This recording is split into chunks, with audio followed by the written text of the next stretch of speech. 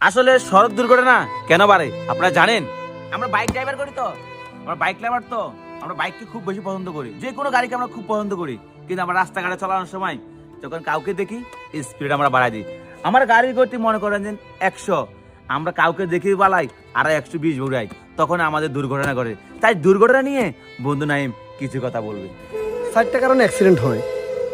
1 number হচ্ছে overtaking, 2 number overloading, 3 number হচ্ছে over confidence, 4 number হচ্ছে ওভার স্পিড। কথা রাইট।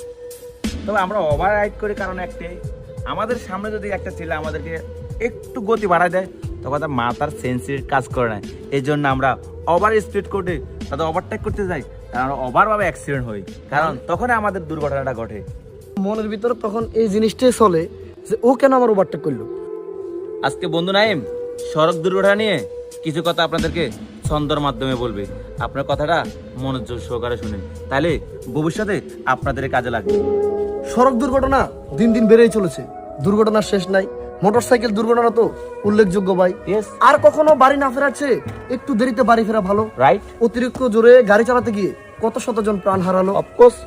অতিরিক্ত জোরে গাড়ি চালানো মানেই অনেকে মনে করে বেড়ে যায় বাহাদুরি। অবশ্যই। আমি মনে করি উচ্ছৃঙ্খলার বখাটে তারা যারা জোরে চালায় গাড়ি।